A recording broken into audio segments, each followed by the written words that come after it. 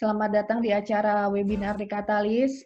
Katalis ini satu konsultan psikologi dan HR yang sejak COVID melanda, kami juga ikut berbagi, ingin ikut aktif berpartisipasi dalam situasi yang tidak mengenakan dengan cara apa ya, dengan cara yang kami mampu untuk lakukan. Salah satunya adalah seperti ini, begitu ya. Semoga Bapak Ibu, teman-teman semua dalam keadaan baik gitu ya, sehat, bahagia selalu gitu, karena kuncinya kata dokter-dokter ini harus bahagia nih kita nih ya. Karena sumber sumber sakit penyakit itu katanya kan psikis yang utama ya. Kami juga di psikologi belajar seperti itu. Jadi harus bahagia dulu supaya si fisiknya juga ikut bisa memproduksi atau memperbaiki selnya dengan optimal sehingga kita bisa sehat. Oke.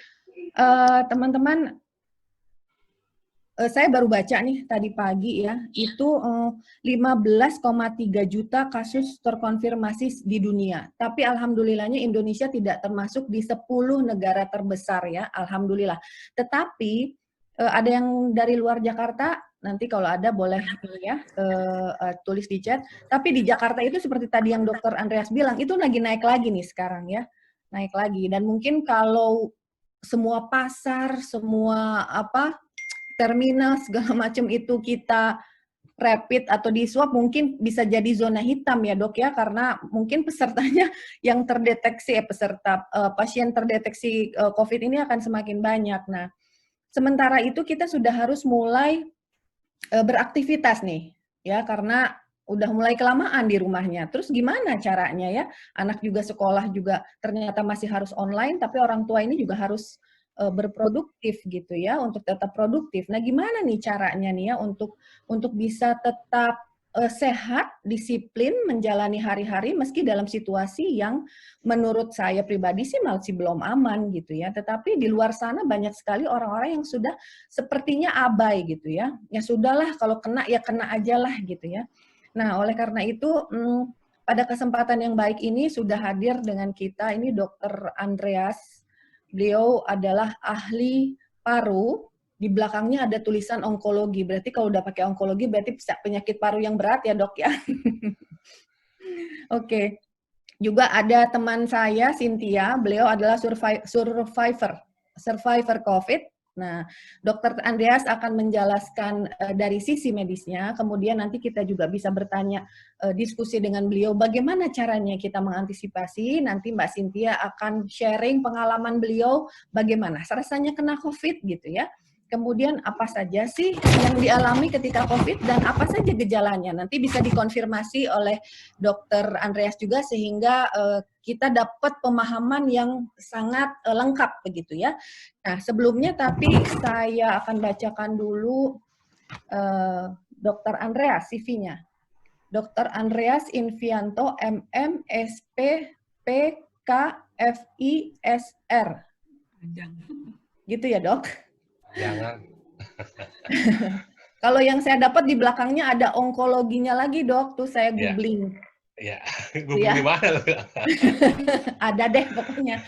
Jadi alhamdulillahnya saya dengan Dokter Andreas ini kita sama-sama sekolah di SMA 5 Bandung, sehingga saya punya akses yang cukup mudah untuk meminta waktu beliau berbagi gitu ya. Kita sama-sama SMA 5 Bandung, kemudian dokter ini pendidikan kedokteran umumnya dan profesi dokter umumnya dari Universitas Kristen Maranatha tahun 2002 lulusnya. Kemudian S2 Magister Manajemen Pemasaran di Universitas Bandar Lampung tahun 2005 dan mengambil spesialis ilmu penyakit paru dan kedokteran respirasi atau SP1 dari Universitas Brawijaya Malang, lulus tahun 2011. Dr. Andreas ini prakteknya di Lampung. Beliau tinggal di perumahan dinas dokter RSUD Ahmad Yani Kota Metro di Lampung. Ada emailnya di saya, ada nomor teleponnya di saya. Kalau nanti ada teman-teman yang mau konsul, boleh. Tapi nanti saya ini ya dok, jadi manajer. Oke, kemudian pengukuhan pengukuhan Fellowship of Society Indonesian Society Respirology. tahun 2017. Kemudian dokter spesialis 2, konsultan onkologi toraks dan mediastinum dari Kolegium Perhimpunan Dokter Paru Indonesia 2018. Waduh, lengkap sudah ya. Pelatihannya banyak banget yang sudah diikuti. Kemudian pekerjaannya beliau berpraktek sebagai dokter pastinya. Kemudian beliau juga mengajar di Fakultas Kedokteran Unila ya dok ya, Lampung ya. Oke, kalau ada yang perlu lebih detail tentang dokter, boleh nanti sesi khusus. Sesi khusus. Kemudian saya bacakan dulu CV teman saya, Cynthia Mulyani, psikolog. Beliau itu sekarang adalah psikolog, associate psikolog untuk beberapa konsultan besar di Jakarta. Lulus pendidikan sebagai psikolog itu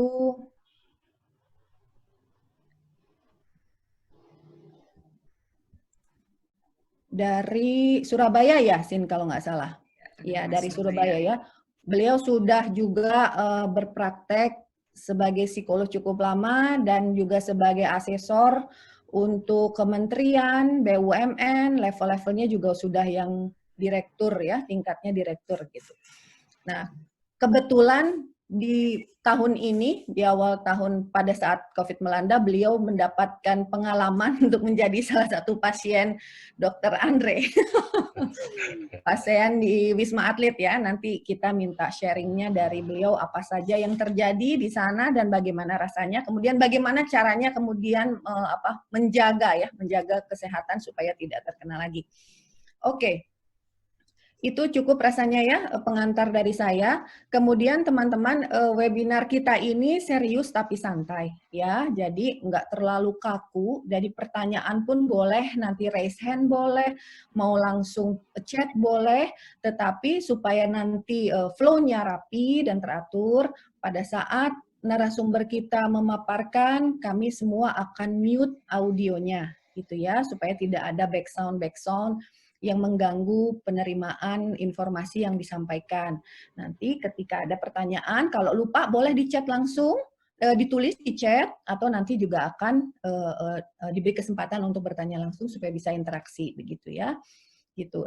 Waktunya kita hanya 90 menit, jadi kita coba maksimalkan waktu yang kita punya ini dengan optimal. Apa yang mau disampaikan kepada dokter atau kepada Mbak Cynthia boleh, bebas, apa saja yang mau ditanyakan boleh. Tetapi nanti kita juga akan lihat waktu ya, kita kelola waktu. Kalau ada pertanyaan yang memang serupa, nanti akan kita pilih gitu ya untuk kita bacakan gitu ya. Oke, baik, itu saja mungkin pengantar dari saya. Oh ya, nama saya Ami. Saya temannya Dr. Andre dan temannya Cynthia. Ini sekarang kita cari narasumbernya nih kolusi banget ya, nepotisme banget. Nggak apa-apa lah ya, saling mendukung ya dok ya. Oke, saya founder dari Katalis. Saya akan membawa program webinar ini sampai dengan 90 menit ke depan, jadi 14.30 gitu ya, karena ini juga weekend. Jadi jangan sampai waktu kita molor sehingga waktu keluarga kita nanti juga kena gitu ya, terpotong gitu.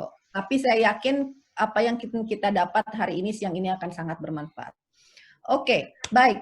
Tidak panjang lebar, udah panjang padahal ya dok. Mangga silahkan Dr. Andreas untuk memaparkan, menjelaskan kepada kita semua. Nanti saya akan bantu kelola waktunya ya dok ya. Kalau ini punten sebelumnya kalau nanti saya ada interrupt untuk informasi tentang waktu. Mangga dok, silakan. Oke, baik, Tante Ami.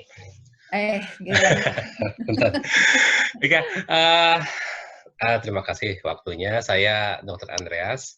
Jadi yang tadi Ibu Ami bilang onkologi itu sebetulnya bukan paru-paru yang berat. Onkologi itu bidang di paru yang menangani masalah kanker, Bu Ami. Jadi kalau kita ngomong onkologi ya kanker paru ya itulah di bidang saya setiap hari. Saya bekerja di Lampung, saya coba share sedikit. Ini share aja mengenai COVID-19. Pagi tadi saya baru aja masuk ke ruang isolasi, baru ngeliat pasien COVID yang memang setelah zaman pandemi kok makin banyak dibanding yang sebelumnya menurut saya. Izin, teman-teman, saya lihat juga ada senior saya, Dr. Nini Deritana, dokter paru yang bekerja di Kisaran, ada Dr. Ainun Rosid juga yang di Lampung. Saya izin untuk presentasi sedikit mengenai COVID-19. Saya bawakan untuk awam, untuk teman-teman, biar kita bisa sama-sama mencoba melihat, mendengar, dan memahami COVID dari kacamata awam. Ini update-nya. Oke. Kita cerita dulu waktu pertama kali. COVID itu pertama kali ketemu di akhir tahun 2019 di Wuhan, kemudian datang ke Indonesia setelah melalui proses. Pertama kali di Wuhan buat dokter bingung. Ini penyakit apa sih? Nggak tahu sebabnya, nggak bisa diklasifikasikan sebagai pneumonia, tapi pneumonia virus, tapi virus apa? Cuma ketahuan bahwa virus ini ketemu di pasar daging di sana, ada pasar hewan, ada hewan-hewan ternak atau hewan-hewan dari luar, dari tempat-tempat yang liar yang diperjualbelikan di Wuhan, kemudian berkembang sampai pertama kali dari Cina, kemudian ke Thailand. Tapi intinya adalah, tadi Ami juga nanya, dok, pneumonia apa sih? Pneumonia itu peradangan di paru-paru yang disebabkan oleh patogen, bukan cuma virus, tapi bisa bakteri atau jamur. Ini timeline-nya. Dari 31 Desember, pertama kali ketemu di Wuhan, lalu 9 Januari dinyatakan sebagai Wuhan virus.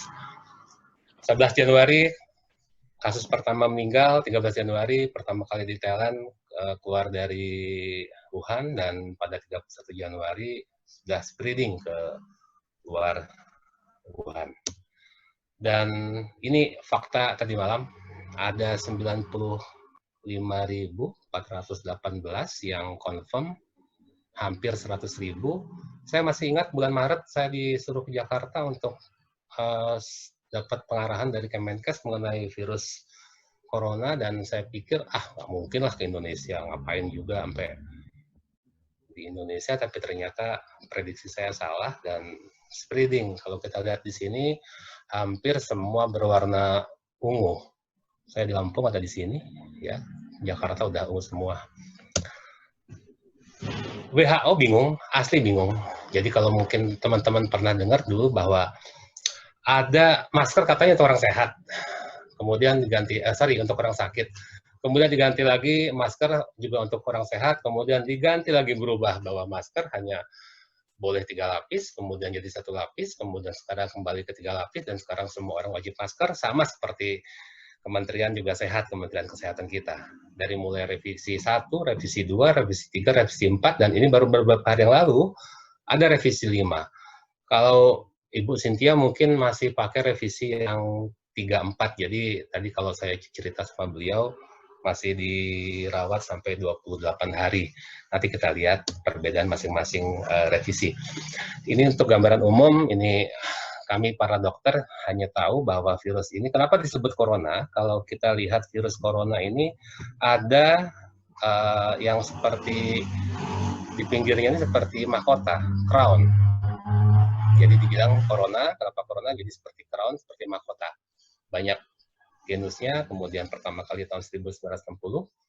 Jadi bukan cuma virus corona COV-2, ada virus dari mulai flu babi, flu burung, flu unggas, flu unta, banyak sekali sebetulnya flu-flu yang lain akibat virus ini. Kemudian gambaran umumnya, secara umum pertama kali virus ini ada di Indonesia, kita cuma tahu bahwa demam, batuk, nyeri tenggorokan, sesak. Tapi pada kenyataannya, sekarang kita menemukan bukan cuma demam, batuk, pilek, sesak, tetapi ada penyebab lain, gejala lain yang akan datang. Nanti kita lihat. 80% pada umumnya gejalanya ringan sedang, 15% gejala berat, dan 5% harus masuk ke ICU.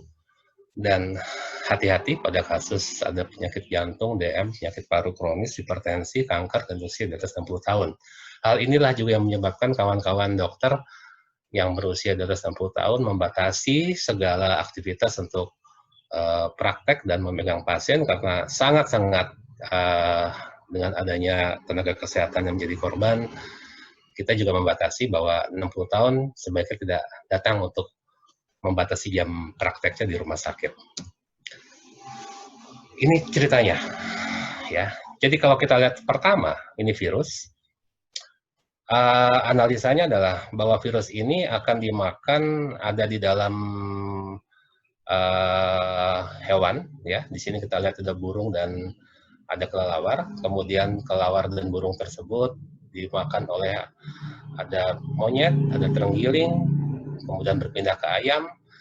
Kemudian hewan ini dimakan oleh manusia, akhirnya pindah ke human to human, dan akhirnya dari manusia berjalan-jalan, bukan manusia makan manusia, tetapi manusia akan berjalan ke traveling ke seluruh dunia, sehingga menyebar dengan hebat sekali pada waktu bulan Maret di Indonesia, pertama kali virus ini masuk. Dari segi paru, jadi masuknya tetap pintu dari virus ini adalah saluran napas. Masuk ke dalam paru-paru, kemudian nyangkut di alveoli, dan di alveoli dengan berbagai sitokain atau mediator akan menjadi virus ini menjadi berkembang dan memperberat kondisi dari virus tersebut.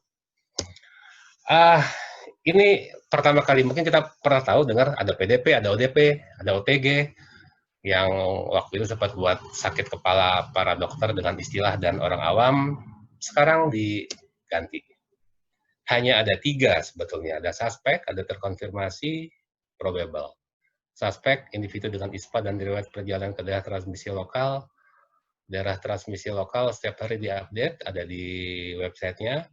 Kemudian individu dengan gejala ISPA dan riwayat kontak dengan kasus konfirmasi, atau individu dengan ISPA atau sakit paru-paru yang berat tapi nggak ketahuan penyebabnya kenapa. Itu masuk suspek. Sementara kalau terkonfirmasi itu hanya dibagi 2, ya, ada gejala atau tidak ada gejala. Nah, kalau yang probable ini masih tanda tanya, jadi masih belum keluar hasil PCR, belum keluar hasil rapidnya, tapi sudah datang dengan kondisi yang berat, ya. Kemudian ini yang juga membuat pusing juga dengan semua definisi yang dikeluarkan oleh kementerian, tapi memang mau nggak mau kita harus teliti. Ada yang disebut kontak erat, ada pelaku perjalanan, ada diskredit, ada kematian. Ini semua menjadi panduan di meja praktek dokter baik di UGD maupun di semua rumah sakit di seluruh Indonesia.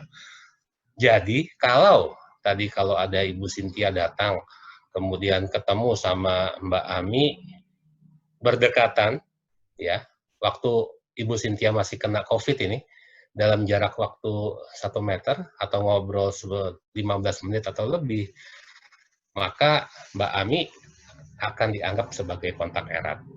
Kalau ngobrol dekat gitu, ya. Tapi kalau jauh-jauhan ya enggak. Kemudian Bu Cynthia baru keluar dari Wisma Atlet, kemudian ketemu dengan Ami, langsung salaman, langsung Ami akan kita tegaskan Ami sebagai kontak erat juga. Kemudian orang yang memberikan perawatan langsung, saya sebagai dokter, merawat Ibu Bu Cynthia, tapi saya nggak pakai masker, nggak pakai APD, baju planet, ya. Saya akan dibilang juga sebagai kontak erat. Ya, jadi hal seperti inilah kenapa kok disebut kontak erat. Jadi kalau nanti Bu Cynthia dinyatakan positif sebagai COVID, akan di tracing. Kemarin ketemu sama Ami, salaman nggak? Iya, saya makan bakso bareng misalnya. Nah, Ami akan di tracing, dia akan dicek juga sebagai kontak erat. Lalu ada pelaku perjalanan, ya, pelaku perjalanan 14 hari terakhir, ada diskredit kalau sudah dites, Ami dites 2 kali negatif, akan dianggap sebagai diskredit. Ya.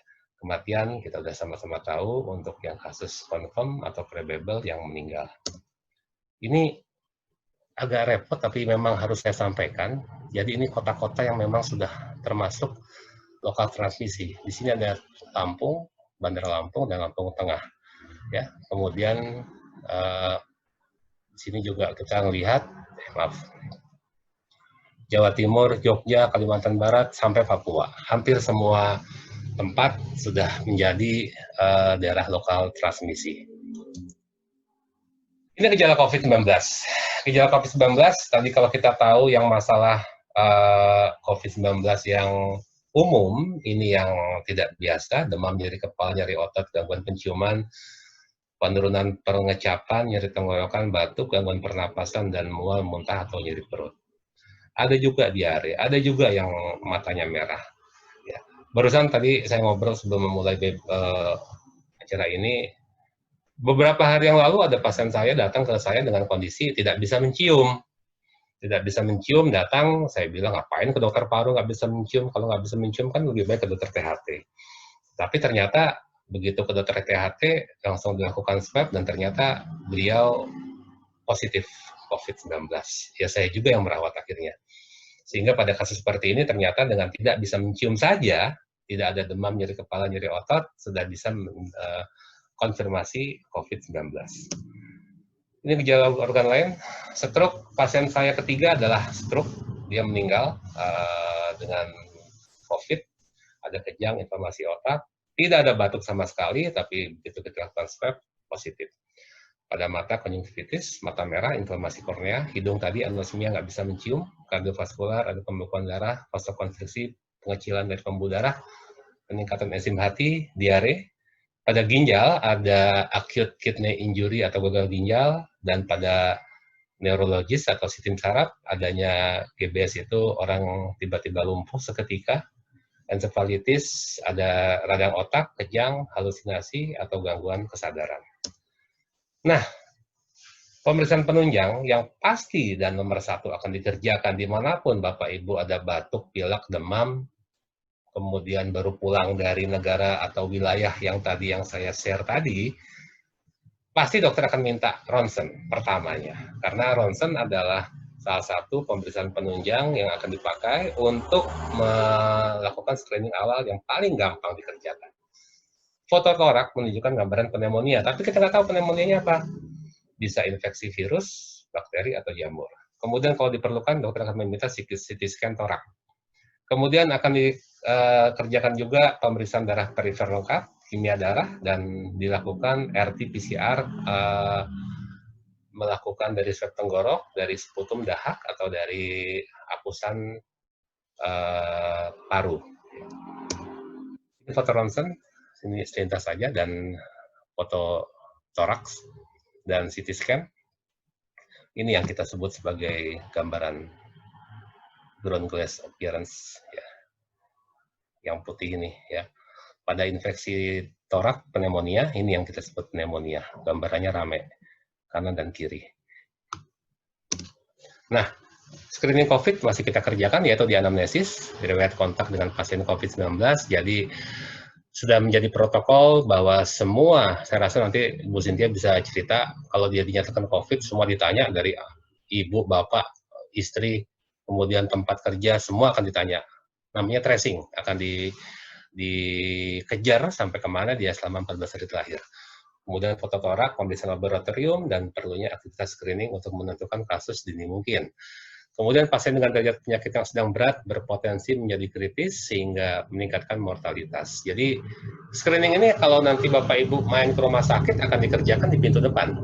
Jadi sebelum masuk ke rumah sakit akan dikasih kertas untuk screening, baik di UGD ataupun di rawat jalan. Ya. Yang berikutnya, ini banyak yang nanya mengenai rapid, nanti kita lihat. Di awal tadi Bu Ami cerita, ada teman kenalannya meninggal karena positif 3 hari setelah kontak. Jadi kalau kita ketemu pasien COVID di hari pertama kontak, itu nggak mungkin langsung positif besoknya. Jadi begitu kontak hari pertama, maka perlu jumlah virus yang cukup untuk menjadikan gejala itu sekitar 4-5 hari sebetulnya. Jadi kalau nanti Bapak Ibu kontak sama pasien COVID, jangan langsung besoknya minta periksa antigen atau minta di swab, karena hasilnya pastilah itu hasilnya negatif. Ya, jadi yang paling baik untuk antigen membutuhkan waktu sampai dia bisa positif di swabnya sekitar 4-5 hari dari kontak yang pertama. Ya, ini juga tadi yang menanyakan, dok ini udah pernah positif, terus negatif, terus kok positif lagi. Nah, inilah yang tadi, ini saya nggak janjian dengan Bu Ami, tapi ada penjelasannya. Bahwa begitu kadar yang kita sebut virusnya turun, dia kena virus yang baru lagi, atau memang virusnya ini masih ada, kemudian karena satu hal kondisinya yang memang tidak begitu bagus, kemudian virusnya kembali keluar dari tubuh si orang tersebut. Nah, ini penjelasan untuk masalah rapid tadi ya. Untuk rapid, mana rapid IgG, IgM, PCR, jadi nanti kalau minta rapid, jangan minta rapid yang satu IgG atau IgM-nya yang tidak bisa dibaca, mintalah rapid yang ada IgG atau IgM dan ada penjelasannya di sini. Ya, apakah nanti masih akut period atau sudah bebas periodnya, jadi mintalah rapid yang ada 2 garisnya. Oke, ini perbedaannya antara rapid test dan RT-PCR. Kita sudah jarang menggunakan rapid sebetulnya untuk mendiagnosis COVID. Kita sekarang beralih ke RT-PCR di sini, menggunakan sampel lendir dalam hidung atau tenggorokan, mendeteksi materi lewat RNA, cuma beberapa jam, di kami 4 jam langsung jadi, cukup akurat dan memang harus pengujiannya di lab biosafety level 2 dan mahal memang. Tapi rapid test hanya berapa 15 menit sudah keluar hasilnya. Dan bisa juga dikerjakan mungkin di laboratorium setempat, bisa beli sendiri alatnya, bisa dijual dan murah. Ya, tapi nunggu 15 menit, nanti mungkin kalau Bu Cynthia lihat 15 menit seperti nunggu deg-degan ya Bu ya, positif, negatif, positif, negatif. Jujur saya juga baru sekali di rapid Bu, itu pun panas dingin melihat hasilnya. Dan puji Tuhan sih negatif.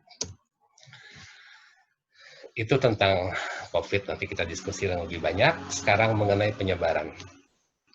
Penyebaran COVID tetap dari droplet, ya, meskipun WHO bilang ada aerosol atau airborne, tapi pada tempat-tempat tertentu seperti di rumah sakit atau pusat-pusat kesehatan. Dari udara atau batuk atau bersin, kemudian dari kontak erat dan menyentuh objek atau permukaan yang terkontaminasi virus, kemudian menyentuh mulut, hidung, atau mata. Jadi setelah pegang HP, kemudian pegang hidung, pipi, mulut, semua bisa kontak dari virus tersebut. Yang agak mengkhawatirkan kalau kita batuk. Ya, kalau kita batuk, jarak 1-2 meter di depan kita akan menyebarkan virus tersebut dari droplet, apalagi kalau kita batuknya ke depan saya, ya, meja akan kita pegang, kemudian mejanya dipegang oleh teman yang lain, sehingga bisa menyebabkan kontak erat pada kasus-kasus COVID.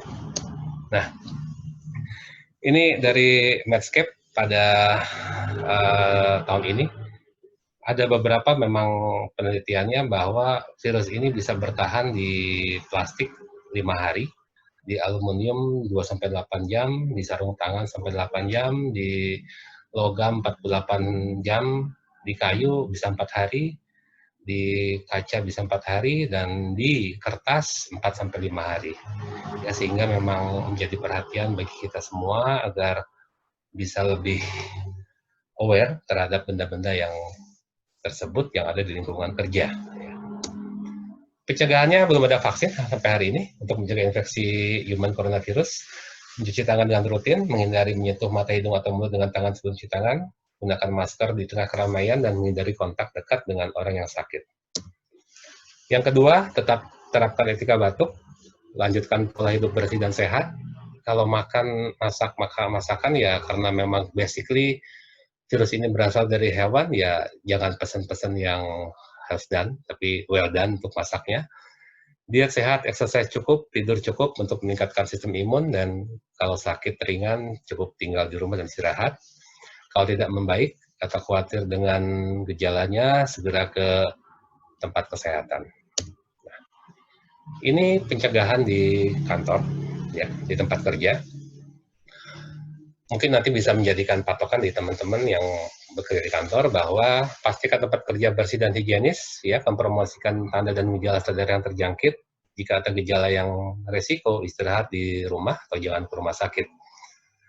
Atau langsung ke rumah sakit. Kemudian mempromosikan higienitas respirasi yang baik, jadi masker merupakan suatu keharusan, tidak ada lagi yang tidak menggunakan masker sekarang. Dan menggunakan hand sanitizer di tempat cuci tangan, kemudian konsultasi ketika akan menjalani perjalanan ke luar negeri atau keluar kota, seharusnya juga kita bisa seperti tatap muka melakukan daring seperti ini lebih baik dibanding kita harus pergi ke tempat tujuan. Di kendaraan umum, di bis, di angkot, atau di MRT, hindari menggunakan ponsel, cuci tangan setelah meninggalkan kendaraan umum.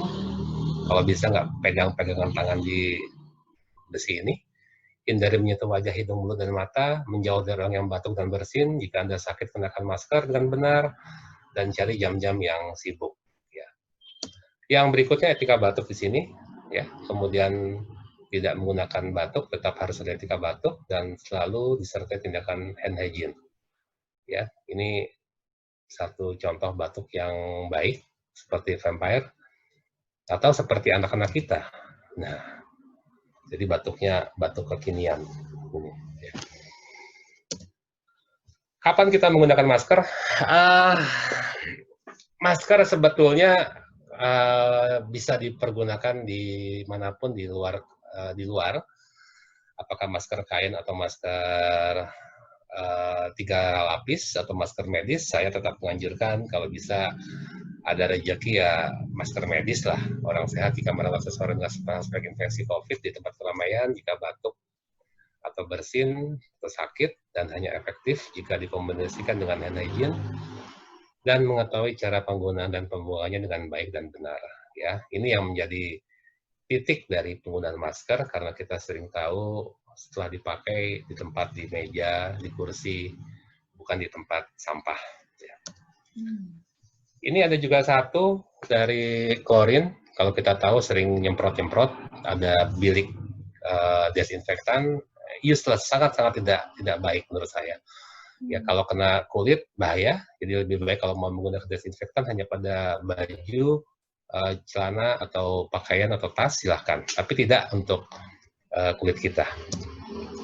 Ini ada sedikit mengenai isolasi mandiri pada kasus COVID. Isolasi mandiri pada orang-orang yang setelah selesai beraktivitas dari luar kota, silakan isolasi mandiri selama 14 hari. Ini nggak usah isolasi mandiri kalau kayak gini, lebih baik langsung ke ruangan isolasi aja kalau pakai masker seperti ini. Ya. Kemudian kalau baru pulang dari daerah endemis atau zona merah, bisa langsung isolasi mandiri.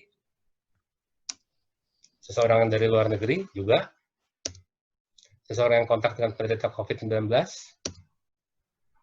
yang habis salaman, habis bertemu kawan-kawan, habis menjenguk orang sakit, diharapkan 14 hari jangan kemana-mana. Apa aja yang dilakukan dengan isolasi mandiri? Menjaga jarak, ya 1 meter, demikian juga saat tidur dengan orang lain. Tapi saya nggak tahu kalau di kamar tidur, Bu Ami, ini sama pasangan apakah harus 1,5 meter gitu. Nggak bisa ngomong saya.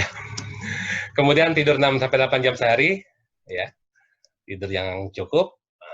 Kemudian yang berikutnya adalah masih ada penelitiannya beberapa dilarang minum air es bagi orang-orang yang sedang di karantina. Ya, jadi jangan minum air es dulu, air biasa aja. Makan dengan gizi seimbang dan buah-buahan seperti jeruk, apel, jambu, mengandung vitamin E dan zinc menjadi satu kewajiban dan keharusan. Ini banyak di tempat kita di pasar. Lalu yang berikutnya sering-sering cuci tangan. Ya, saya bukan Muslim, tapi teman-teman yang Muslim saya rasa sehari udah 5 kali sholat. Nah itu merupakan salah satu teknik yang memang baik, sudah ada diajarkan di agama, jadi nanti bisa ditambah lagi sesudah makan dan tidak memegang darah muka seperti hidung, mata, dan mulut. Ini kapan kita mencuci tangan, ya, setelah membuang ingus, sebelum dan sudah menjaga anak sakit, sesudah merawat luka, sebelum makan, setelah menyentuh sampah, setelah ke toilet, setelah menyentuh binatang, kemudian makanan dan mengganti popok. Olahraga wajib, ya 10-15 menit pagi hari sebelum 10 pagi. Kemudian ya jangan bagi-bagilah makanan anduk bareng-bareng, sikat gigi bareng-bareng, amit-amit. piring gelas juga ya. Kemudian nggak ada tindakan-tindakan seperti kunjung-kunjungan, kumpul-kumpul, dan kalau harus keluar maka masker tidak boleh dilepas, tetap dipakai. Ini lebih ke arah dari Ibu Ami bahwa betul yang Ibu Ami bilang, kepanikan membuat hidup nggak nyaman, jaga stamina, hidup bahagia, tingkatkan imun, dan sehat beraktivitas. Hobi wajib, ya, tapi jangan lupa beberapa kawan dari Blitar main sepeda, klaster sepeda jadi ada. Tetap hati-hati ya. At least ini harus saya sampaikan bahwa sampai saat ini belum ada pengobatan khusus anti coronavirus. Beberapa pakai obat anti HIV, kami pun menggunakan obat antivirus, anti flu burung. Nggak ada pengobatan khusus, masih suportif dan mencegah komplikasi. Beberapa penelitian ya sampai hari ini obat-obatan yang diberikan ya sesuai dengan WHO, tapi bukan obat khusus untuk virus. Stem cell, plasma konvalesen terapi, dan yang lainnya masih dikembangkan oleh pemerintah dan WHO, tapi nggak ada yang khusus sampai hari ini. Vaksin juga baru digaungkan oleh Pak Presiden, semoga tapi Januari 2021 baru ada. Nah, sumber info validnya ada di sini semua, jadi banyak hoax. Jadi banyak pasien saya malah bilang begini, saya bisa mati karena hoax dokter, bukan karena COVID, tapi karena hoax. Jadi memang pentingnya dari teman-teman psikolog di sini memberikan satu dorongan support, malah ada psikoterapi juga bagi mereka, karena begitu mereka tahu mereka COVID, mereka akan depresi. Ya, nanti Bu Cynthia cerita gimana enaknya di hotel bintang 5 ya Bu Cynthia ya. Ya, oke. Inilah yang kita sebut new normal. Ya, new normal ini yang tadinya kita menjadi pakai masker, pakai cuci tangan, kemudian jaraknya social distancing. Tadinya ngapain sih harus pakai social distancing, tapi memang harus dikerjakan. Ini yang kita sebut new normal dan memang harus dibiasakan mulai sekarang. Ada perubahan perilaku, pakai masker, batasi interaksi sosial, hidup bersih, dan cuci tangan dimanapun.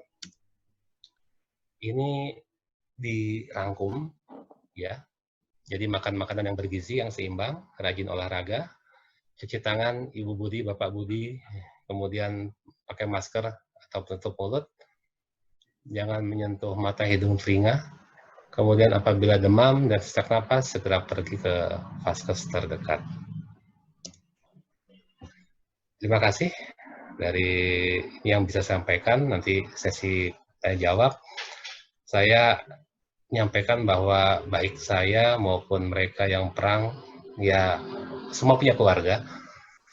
Jadi jangan anggap kita tidak sakit, tetapi kita sama-sama berjuang, baik yang sakit maupun tidak sakit untuk virus COVID-19 ini. Oke. Terima kasih, saya kembalikan ke Bu Ami. Oke, baik. Terima kasih Dr. Andreas. Penjelasannya padat, banyak banget yang harus kita cerna dalam waktu singkat ya, teman-teman, Bapak Ibu. Semoga semua bisa menyerap dengan sempurna, karena memang saya pesannya sama dok-dok, pokoknya harus jelas ya, mulai dari penjelasan bagaimana itu COVID, penanganannya, identifikasi gejalanya, sampai apa yang harus kita lakukan gitu ya, untuk menjaga diri kita supaya tidak terkena. Oke, teman-teman, kalau yang sudah punya pertanyaan, silakan ditulis dulu. Kita akan lanjut dulu untuk dengar sharingnya Mbak Cynthia. Beliau ini adalah survivor COVID yang sempat merasakan hotel bintang 5 ya Mbak ya, Wisma Atlet bulan apa ya, Sin? Bulan Maret ya. Nah, boleh silakan waktunya 30 menit, Sin, diceritakan apa yang terjadi awalnya, kemudian proses pengobatan di sana seperti apa, dan kemudian apa yang dilakukan saat ini untuk menjaga keluarga dan anak dan lingkungan terdekat supaya tidak lagi terkena gitu ya, karena kan kita tahu wabahnya belum selesai sampai saat ini. Oke, karena biasanya kalau terkena 2 kali gitu lebih parah ya dok ya, atau gimana tuh? Oh, Dokter suaranya masih di mute. Ya, sorry. Pada yang datang ke 2 kali kena, dia akan lebih parah dari yang pertama. Oh, Ya. jadi Jadi mungkin ya, mungkin masih ketemu mungkin, lagi. masih mungkin.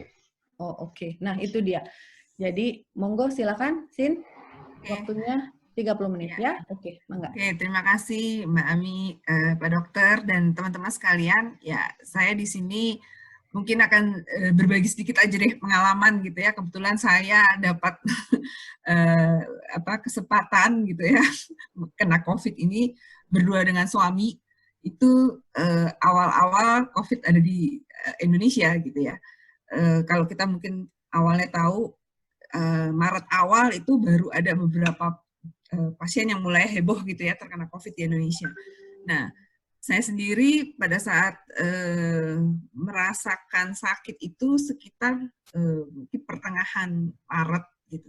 Cuman karena gejalanya adalah seperti yang tadi ditampilkan Pak Dokter, saya hanya mengalami batuk gitu ya. Dan saya menganggap itu batuk biasa gitu, kayak sakit-sakit biasa aja gitu, flu-flu biasa gitu. Saya nggak merasa kalau itu COVID.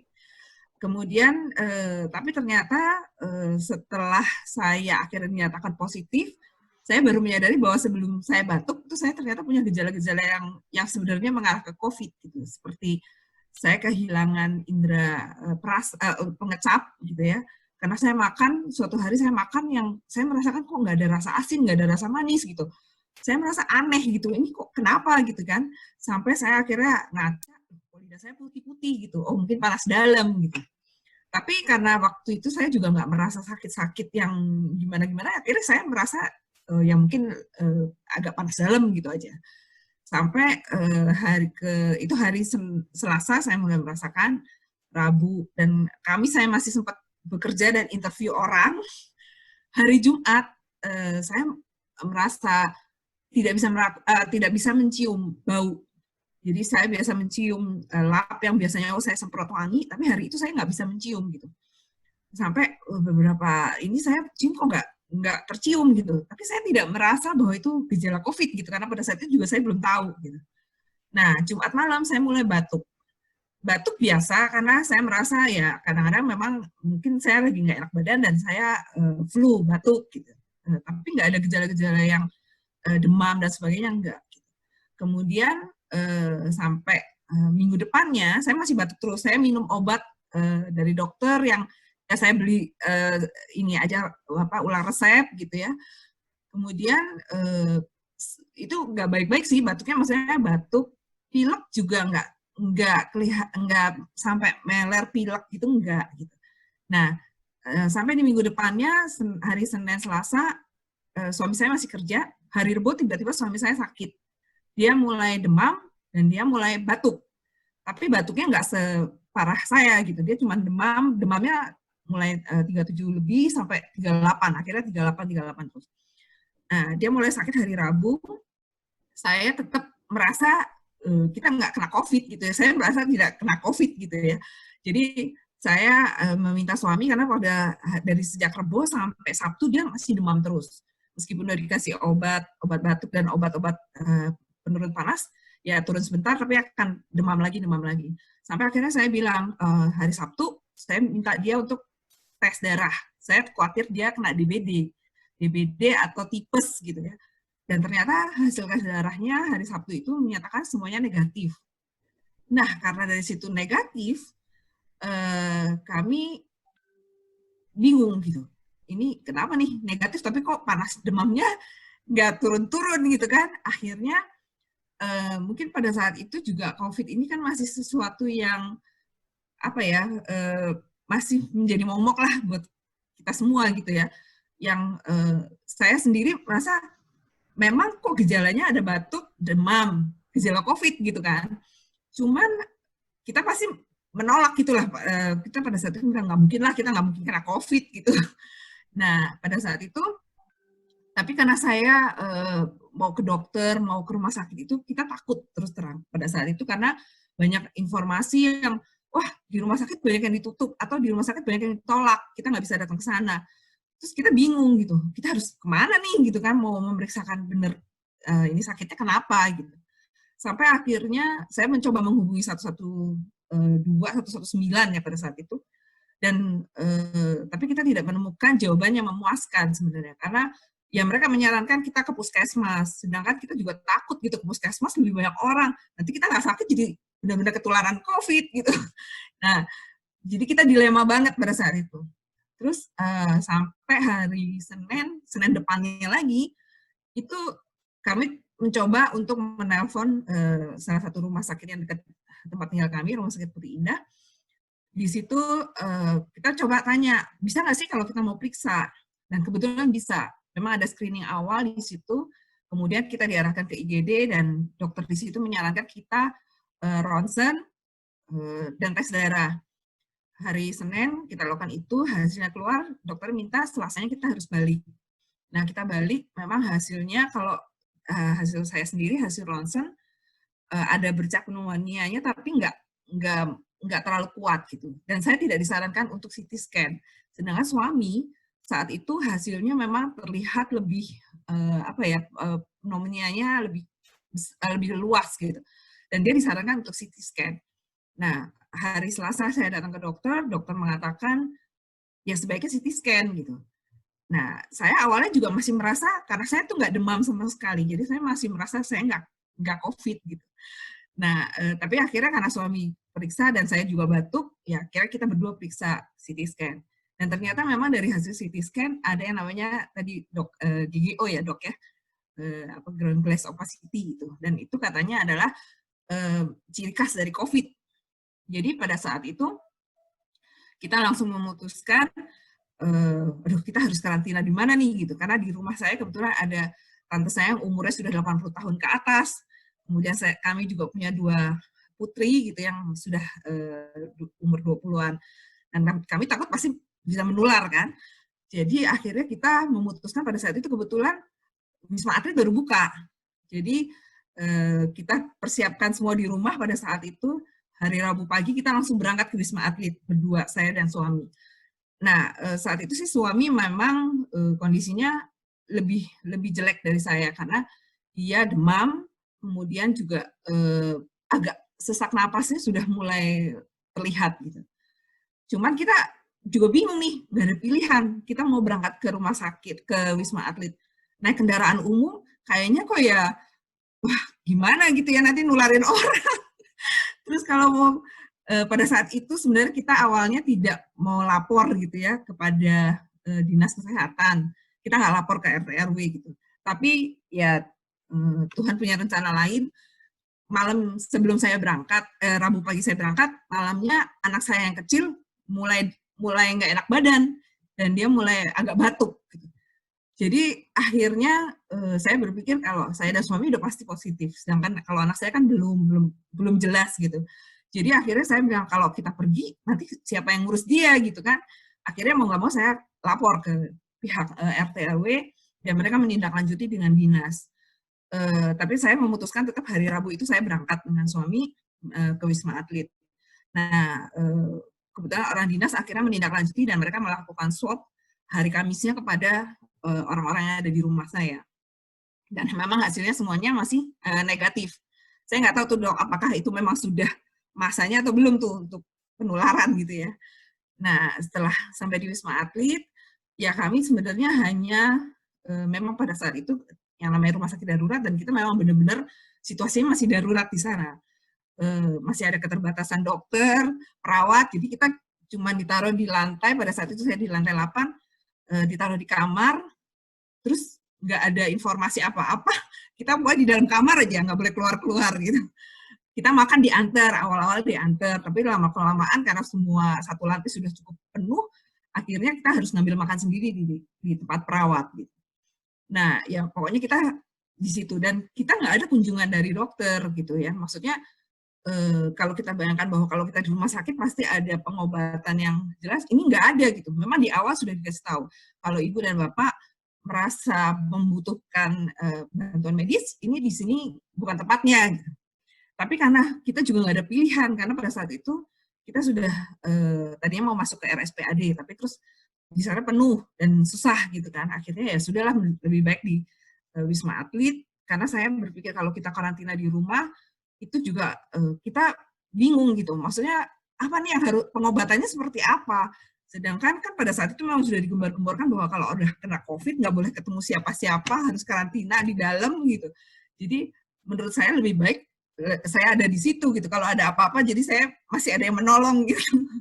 Terus ya selama saya masuk hari Rabu, nah mulai hari Kamis, Jumat, Sabtu sampai Minggu itu kondisi saya sih sebenarnya nggak terlalu berat. Jadi saya masih hanya batuknya yang cukup berat, tapi nggak demam.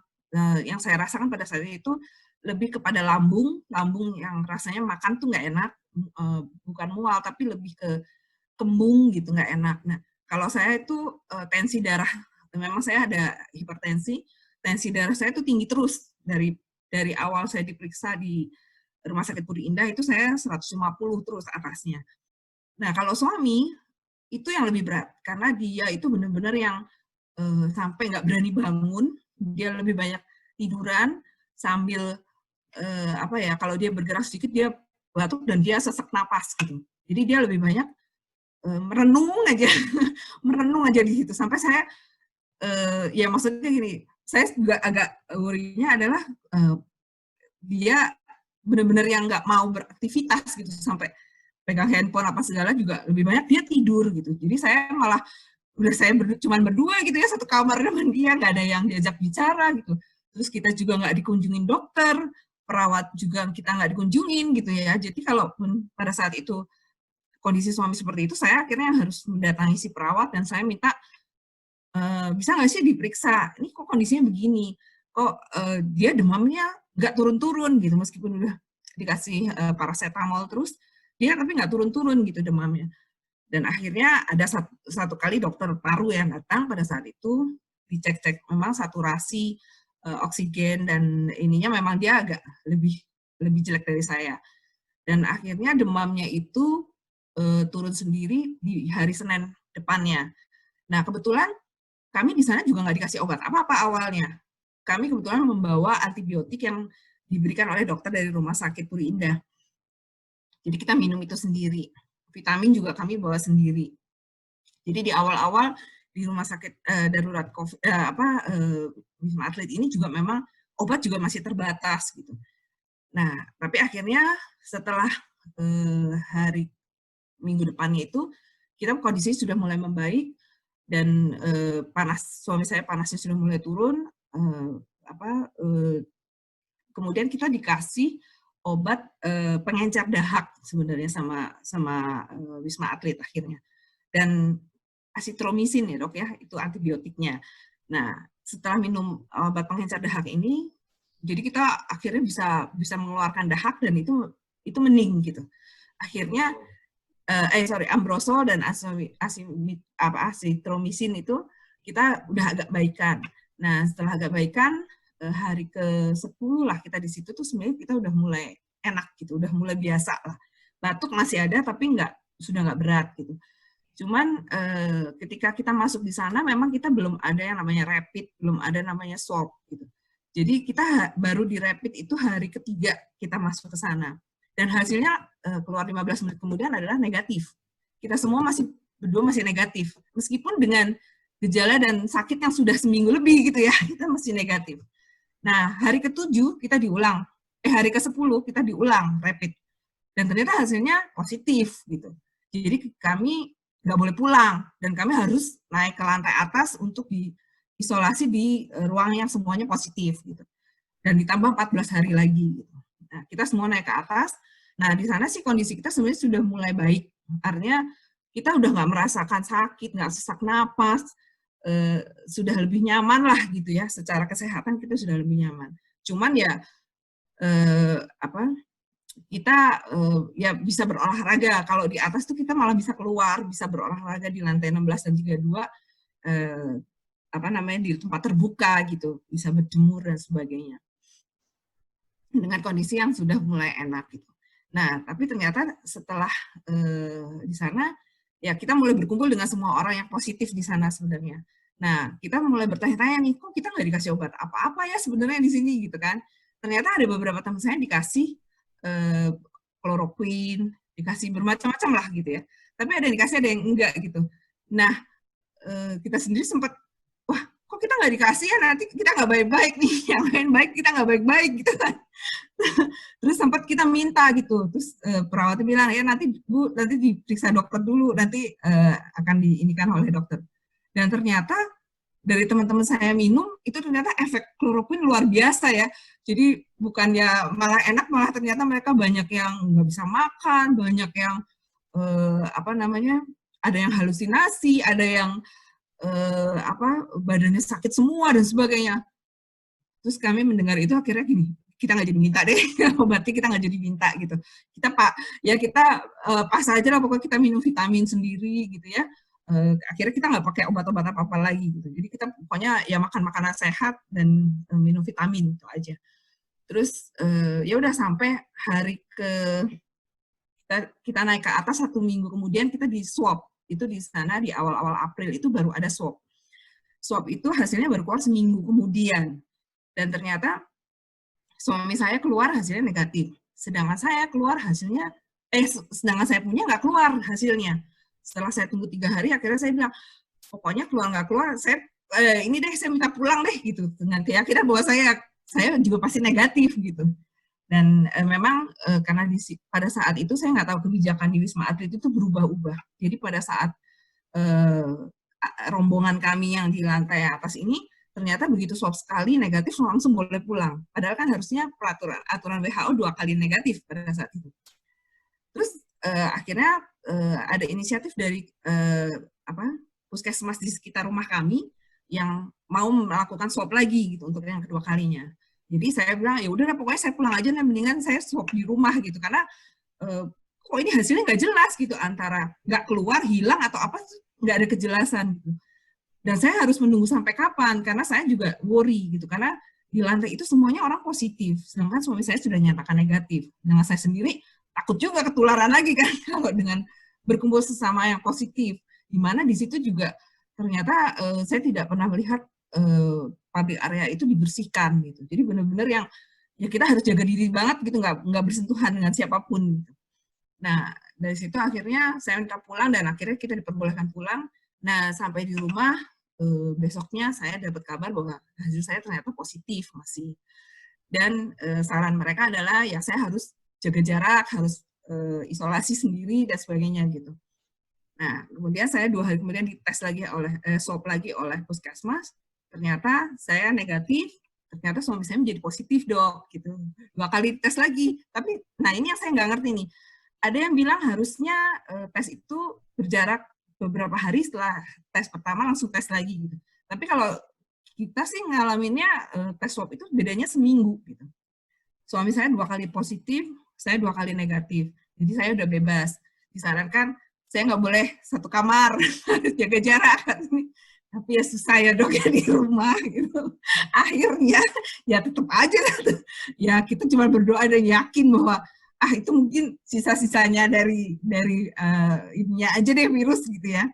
Sampai akhirnya suami saya di tes ke-4 dan ke-5 2 kali negatif. Akhirnya ya kita bebas. Kalau secara ininya sih kita ya sejak pulang dari sana pun kita rutin tetap berjemur dok. Berjemur, olahraga ya olahraga kecil-kecilan aja lah di depan gitu ya, sambil ya makan makanan sehat, seperti itu aja sih, jaga jarak, vitamin, madu, kayak gitu-gitu aja lah untuk jaga stamina gitu. Meskipun kayaknya ya kadang-kadang kita masih tetap suka drop juga gitu ya, kadang-kadang kok kayaknya mau flu, kalau udah kayak gitu ya kita nggak berani keluar gitu ya, harus di rumah. Oke. Makasih, Sin. Oke, dok, terlepas dari Wisma Atlet itu belum siap pada saat waktu Cynthia masuk, gitu ya, kan lihat di sana treatment juga, mohon maaf, masih seadanya, gitu ya, bahkan berhari-hari dibiarkan tanpa ada obat atau dokter yang datang. Tapi apakah memang sebetulnya ketika kita terpapar atau terinfeksi, itu kita bisa melakukan pengobatan sendiri di rumah? Apa memang seperti itu gitu? Kalau kejadiannya di Wisma Atlet juga begitu ya, apakah bisa kita mengobati sendiri di rumah gitu? Kalau memang kita tidak punya penyakit bawaan gitu ya, kita betul-betul hanya kena virus COVID-nya aja gitu. Gimana dok? Yang tadi Bu Cynthia bilang itu betul. Jadi pada kasus yang terkonfirmasi itu kita akan bagi menjadi tiga gejala yaitu ringan, sedang, dan berat. Pada yang ringan itu kita bisa isolasi mandiri 14 hari di rumah sebetulnya, jadi nggak diapa-apain. Di banyak memang kita juga di Lampung juga ada beberapa kasus yang memang dia tidak ada gejala sama sekali dan kita cuma menyarankan meskipun Anda tidak ada gejala, tapi Anda lebih baik tetap di rumah, dan bukan di rumah tuh bukannya diam, tapi tetap di rumah tapi dipantau oleh tenaga kesehatan setempat, misalnya oleh puskesmas atau dinas kesehatan, dan dia akan dinilai atau di follow up secara online, entah pakai WA, entah pakai video call setiap hari, dan dia akan dikasih termometer untuk melihat berapa sih suhunya setiap 3 hari sekali. Andai kata nanti dari dia gejala ringan atau tidak ada gejala berubah naik menjadi gejala sedang atau gejala berat, baru kita tarik ke rumah sakit. Jadi sebetulnya sih kalau tadi Bu Cynthia bilang, saya itulah yang memang dilakukan. Jadi kalau pasien dengan gejala ringan atau tidak ada gejala ya kita anjurkan memang di rumah. Rumah sakit hanya menerima pasien dengan gejala yang sedang sampai berat. Ya, jadi itu Mbak Mi. Jadi protokolnya memang seperti itu. Dan betul seperti yang Bu Cynthia bilang, pasien kami pun yang di rumah ya kita memberikan vitamin B6, vitamin C, ambroxol kalau batuk, hanya betul-betul simptomatik. Tapi memang pada pasien yang full blown adanya pneumonia berat sampai gagal nafas, membutuhkan ventilator, membutuhkan oksigen, ya kita harus minta untuk diisolasi di rumah sakit, di ruang isolasi. Ya. Jadi gitu jawabannya. Oke. Terima kasih banyak. Nah, alhamdulillah Cynthia dan suami bisa recover ya, sembuh dan bisa beraktivitas kembali seperti semula. Nah, dalam situasi yang baik ini, alhamdulillah kita kedatangan juga nih Mbak Intan ya. Mbak Intan kebetulan ya Mbak ikut berduka cita, mendapat ujian yang ini ya cukup berat. Suami tercinta meninggal dunia ya. Nah, boleh sedikit aja ya Mbak sharing, mungkin nanti kita bisa bandingkan dengan ceritanya Cynthia, gejalanya berbeda atau sama gitu ya. Kemudian proses yang terjadi pada suami sampai sebelum beliau meninggal itu seperti apa? Gitu. Boleh ya Mbak ya? Sharing boleh ya? Nggak apa-apa ya? Oke, nggak apa-apa. Terima kasih untuk kesempatannya, Mbak Utami. Halo, Dr. Andreas. Halo, Mbak Cynthia. Saya sebetulnya banyak sekali pertanyaan yang udah saya catat. Pengen banget gitu ya dari tadi nanya. Aduh, udah gemes gitu.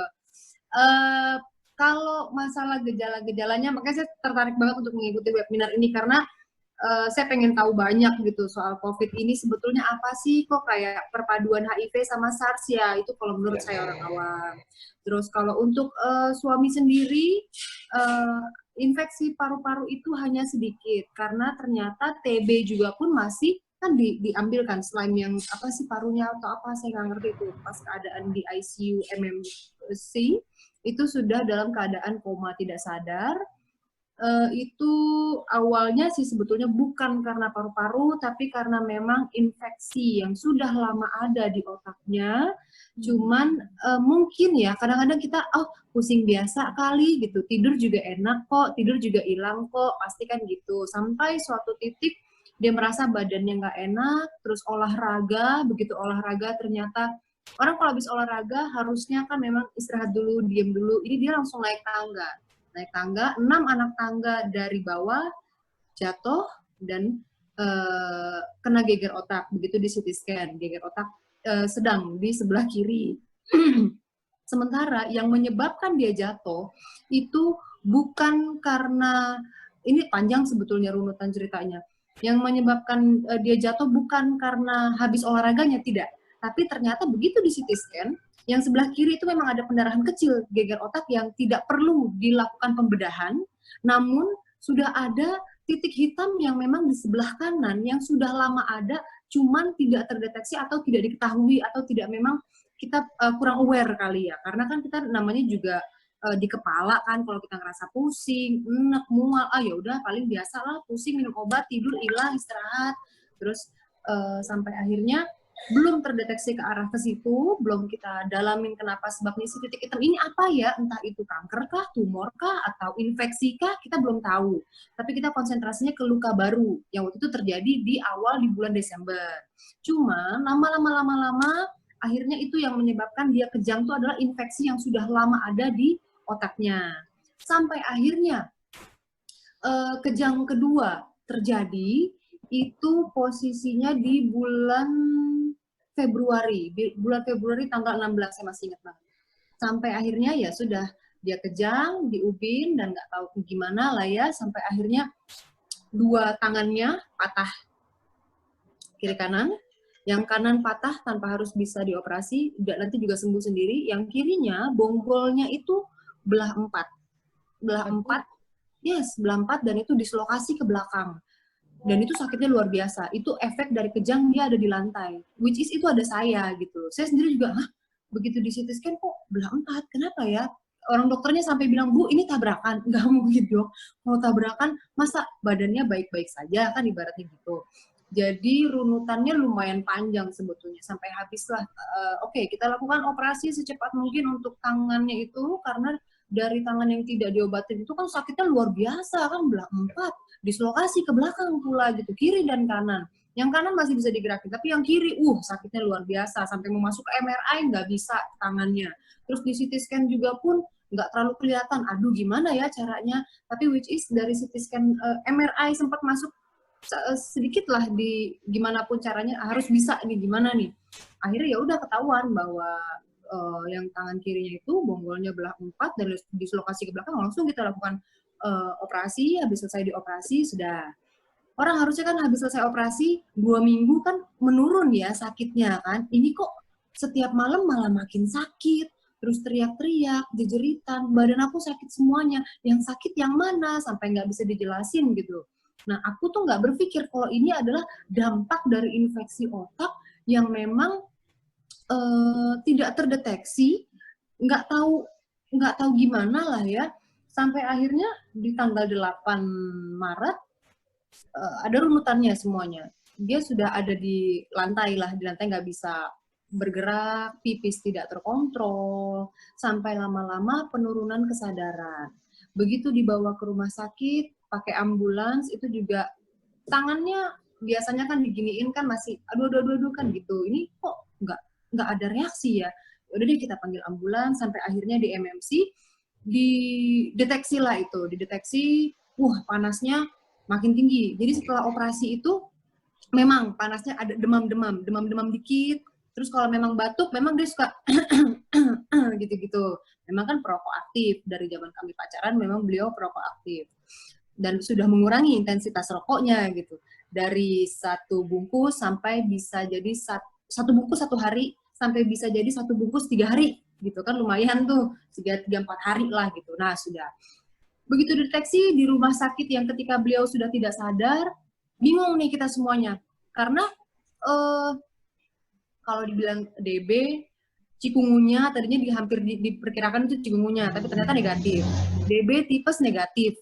Terus tensinya lumayan tinggi karena ternyata pengentalan darahnya orang harusnya 6, something, beliau 14, berarti kan kental. Terus jantungnya juga kayak orang habis lari gitu. Ini kenapa ya? Terus demamnya nggak turun-turun. Makin hari ketiga ada di rumah sakit, makin panas badannya. Orang 38, sekarang 40. Waduh, gimana nih? Akhirnya ya sudah, dengan kondisi yang sudah tidak sadarkan diri, beliau diambil satu keputusan oleh dokter syaraf dan dipegang juga waktu itu sama dokter spesialis jantung. Paru. Nah, itu akhirnya ya udah di CT scan parunya, di CT scan dan MRI kepalanya juga harus pakai kontras, ya sudah. Memang ketahuan asal muasalnya bukan dari paru tapi dari infeksi otak. Dan itu infeksinya tokso ya. Itu tapi karena pada masa pandemi sehingga waktu pas dimakamkan pakai protokol COVID ya, Mbak? Enggak. Jadi ya balik lagi ya, memang kadang-kadang itulah orang Indonesia, masih untung aja bawaannya kan. Ya, untungnya maksudnya beliau seminggu setelah beliau meninggal, nah baru tuh nggak bisa Rame. semuanya satu dunia udah karantina Rame. apalah segala deh gitu. Jadi saya ngerasa bahwa oh duka saya ternyata ditemani sama orang satu dunia, itu sisi positif saya karena membangkitkan Banyak ini kan support sisi ya. psikologis, sisi Iya, psikologis banyak saya nggak boleh support. terpuruk gitu, gimana caranya, Iya. walaupun kalau misalkan lagi sedih juga udah pasti sendiri nangis pastilah itu kan. Tapi Mana gimana nih siap cara ya? sisi positifnya? Ya alhamdulillah sih tidak dengan Enggak ya? protokol Oh, alhamdulillah. COVID, Oke. enggak, Karena beda banget sih memang. yang beredar di sosial media ataupun di TV kan itu ya Mbak ya, yang di apa? Yang diberitakan tuh karena paru, karena gitu. Apalagi sedang wabah, jadi selalu Kait-kaitkan. dikait-kaitkan. Berarti alhamdulillah bukan karena COVID, dan proses pemakamannya juga kan, kalau proses pemakaman COVID kan sedih banget ya Dokter Andreas ya. Iya. Dibungkus plastik, nggak boleh dibuka pakai kotak Iya. segala macam. Oke. Alhamdulillah saya juga pun apa ya, kalau kita pikir-pikir, kalaupun almarhum misalnya COVID, ya udah pasti saya terkapar lah gitu, karena kan saya iya dong, saya terkapar Iya, udah iya, pasti iya. Betul. dengan protokol kesehatan yang sangat minim, jangankan protokol Ya. kesehatan, makan minum juga pun lewat rasanya, ya kan? Piring berdua kan. Aduh, berdua 3 berempat. Oke. Udah dibuka sih Makasih tanya ya, jawab Mbak. belum sih? Ya. Aku pengen nanya deh. Boleh nggak? Terima kasih share-nya, udah ini ya. Mudah-mudahan tidak membangkitkan kesedihan ya, tapi dapat support positif dari kita semua di Harus sini fight. mendukung. Mi, mau nanyanya, Mi? Hah? Mau nanya apa tadi? Oh iya, boleh Mbak. Pertanyaan belum? Ada yang mau ditanyain sama dokter? Boleh loh. Ada. Oh ada. Ke Dokter Andreas dulu deh. Dokter Andreas, aku mau nanya, sebetulnya COVID nih sama nggak sih seperti kita flu biasa yang bisa datang dan pergi, kan seperti itu. Ketika imun kita tidak baik, dia bisa datang. Ketika imun kita baik, ya udah ke defense dengan sendirinya. Satu itu. Yang kedua, tadi dokter sempat bilang kalau kita kena 2 kali, pasti kan gejala COVID ini akan lebih parah daripada yang pertama. Ya. Nah, sebetulnya gejala COVID yang kedua ini seperti apa? Apakah sama? Terus parahnya seperti apa? Itu sih 2 aja. Terus bonus 1 ya untuk Mbak Cynthia. Saya mau nanya sama Mbak Cynthia. Sebetulnya saya salut sama Mbak Cynthia karena apa ya, kalau kita sebagai orang yang melihat pasti kenapa nggak begini sih, tapi ketika kita sudah merasakan pasti akan berasa bahwa panic attack pasti akan terjadi sama siapapun karena di luar ekspektasi ketika kita divonis COVID gitu ya. Sebelumnya saya salut sama Mbak Cynthia, tapi yang saya mau tanyakan adalah selama di karantina, tadi Mbak Cynthia bilang bersama suami tidak diberikan tidak diberikan obat-obatan apapun, bahkan dikunjungi dokter sama suster pun tidak. Jadi sebetulnya ya selama di karantina apa yang dilakukan? Terus kan waktu itu kan lagi ada kayak ada yang dibilang OTG, ada yang dibilang PDP. Apakah Mbak Cynthia dan suami juga ibaratnya diberitahukan bahwa ibu OTG, ibu PDP setelah dilakukan beberapa protokol kesehatan yang memang harus dilalui, apakah itu gitu, maksudnya dikasih tahu nggak itu? Terus kayak apa Mbak Cynthia juga tahu nggak sama suami sebetulnya begitu di tracing kena di mana nih COVID-nya? Itu aja sih. Terima kasih sebelumnya. Ya, oke, baik. Ya, makasih Mbak Intan. Jadi yang kita sebut virus itu hampir semua sama untuk pertamanya. Jadi ada istilah yang kita di bidang kedokteran yaitu flu-like syndrome. Jadi satu penyakit di mana kalau kita demam 5 hari pertama itu akan ada demam, batuk, pilek, sakit sendi. Itu semua persis mirip, bukan cuma virus COVID tetapi virus misalnya influenza atau demam berdarah, itu semua sama. Jadi kalau kita berbicara mengenai virus, pada 3-4 hari orang kena virus itu kita nggak bisa tahu ini virus apa yang masuk. Sehingga kita akan minta, karena yang paling endemik di Indonesia adalah demam berdarah, first kita akan minta pemeriksaan demam berdarah. Tapi demam berdarah nggak akan menimbulkan infeksi paru-paru yang hebat seperti tadi Mbak Cynthia bilang ada gambaran foto ronsen. Jadi pada dasarnya semua virus adalah sama untuk pertamanya, masuknya juga sama, gejalanya juga sama. Ini yang menjadi penyebab kita sampai hari ini begitu ada pasien datang demam 38, ya at least demam bisa dari mana aja sih saya kena kena batu ginjal juga demam, saya infeksi paru-paru juga demam, saya mohon maaf, saya diare juga demam. Tetapi demamnya ini khas pada virus dan ada beberapa parameter yang harus dikerjakan. Jadi kalau ditanya, dok, apakah virus flu dengan virus COVID dan virus-virus lainnya sama, gejala awal semua sama. Tidak ada bedanya sama sekali.